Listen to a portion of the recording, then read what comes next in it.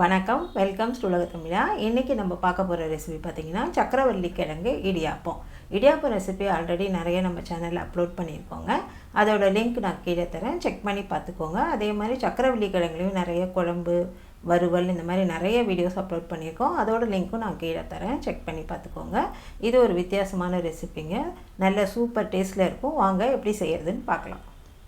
சக்கரவள்ளி கிழங்கு இடியாப்பம் செய்கிறதுக்கு இப்போ சக்கரவள்ளி கிழங்கு எடுத்து வச்சுருக்கேங்க. இந்த கிழங்கு வந்து நம்ம இந்த ஒரு கிழங்கு எடுத்துக்கலாம். இப்போ நல்லா இட்லி பாத்திரத்தில் தண்ணி சூடாகிடுச்சு. அதை நம்ம இது மேலே வச்சு தட்டு மேலே வச்சு அவிச்சிக்கலாம்.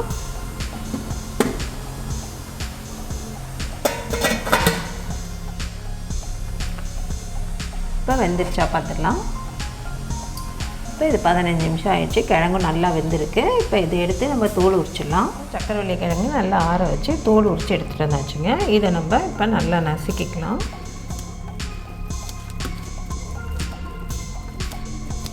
நல்லா இதை மேஷ் பண்ணால் தான் இந்த மாவோடு போட்டு கலக்கிறதுக்கு சரியாக இருக்கும். இப்போ இதை நல்லா மசிச்சாச்சு. இது இப்படி இருக்கட்டும். இப்போ நம்ம இதுக்கு மாவு ரெடி பண்ணிக்கலாம். இப்போ 1 கப்பு அரிசி மாவு, இது வந்து நான் எடுத்துருக்கிறது இடியாப்ப மாவு. இடியாப்ப மாவு எடுத்தால் கொஞ்சம் சாஃப்டாக வரும். இப்போ இதுக்கு தேவையான உப்பு, இதை நல்லா கலந்துக்கலாம். இப்போ இந்த 1 கப்பு மாவுக்கு நான் 1 கப்பு தண்ணி வச்சு சூடு பண்ணி வச்சுருக்கேன். நல்லா கொதிக்குது தண்ணி. தண்ணி எப்போவுமே நல்லா கொதிக்க இருந்தால் தான் இடியாப்பம் வந்து சாஃப்டாக வரும். இதை கொஞ்சம் கொஞ்சமாக ஊற்றி,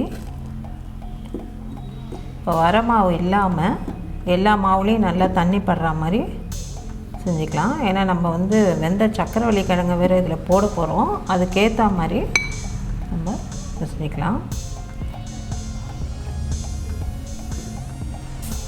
ரொம்பவும் தண்ணியாக பிசைஞ்சிடக்கூடாது, அதனால் பார்த்து பொறுமையாக ஊற்றி பிசைஞ்சிக்கலாம்.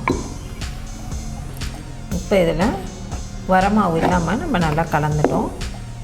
இப்போ இதோட கிழங்கு போட்டு பிசைஞ்சிக்கலாம். முதல்ல கிழங்கு போட்டு பிசைச்சோம்னா உங்களுக்கு அது வந்து காஞ்சி போன மாதிரி இருக்கும். அதனால் இதை வந்து முதல்ல மாவை நல்லா தண்ணி ஊற்றி நனைச்சிட்டு அப்புறமா நம்ம கிழங்கு போட்டு பிசைச்சிக்கலாம். இப்போ இந்த வேக வச்சு மசித்த சக்கரவள்ளி கிழங்கு இந்த மாவோட கலந்துக்கலாம். இது ரெண்டுத்தையும் ஒன்றா சேர்த்து இதை செய்யணும்.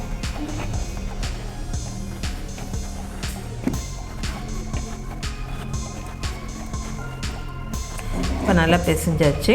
இவ்வளவுதான். நம்ம இடியாப்பம் புளியிற மாதிரி அந்த கன்சிஸ்டன்சிக்கு இருந்தால் போதும். இப்போ இடியாப்பம் மாவு பதத்துக்கு வந்துடுச்சு இது.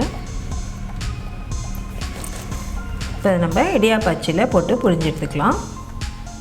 இப்போ இதில் மாவு போட்டாச்சுங்க. இந்த அச்சு நான் எடுத்திருக்கேன், சின்னதாக இருக்கும், அப்போ தான் இடியாப்பம் நல்லாயிருக்கும். இதை புழிஞ்சிக்கலாம்.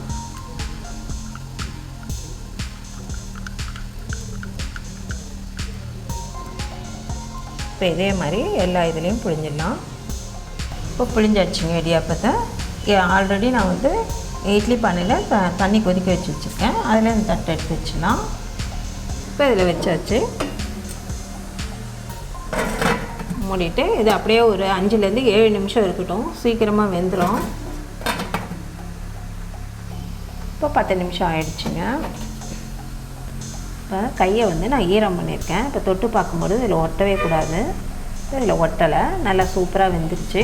இப்போ இடியாப்பத்தை எடுத்து வச்சிடலாம். இப்போ இடியாப்பம் நல்லா ஆறிடுச்சுங்க. இதை எடுத்துடலாம்.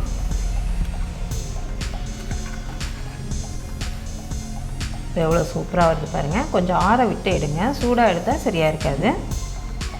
இவ்வளோதான். இப்போ நமக்கு சுவையான சக்கரவள்ளி கிழங்கு இடியாப்பம் ரெடி. சக்கரவள்ளி கிழங்கு இடியாப்பம் சூப்பராக ரெடி ஆகிடுச்சிங்க. இதுக்கு நான் மேலே போட்டு சாப்பிட்றதுக்கு சர்க்கரை, தேங்காய், நெய் வச்சுருக்கேன். நீங்கள் நாட்டு சர்க்கரை கூட யூஸ் பண்ணிக்கலாம், சூப்பராக இருக்குங்க.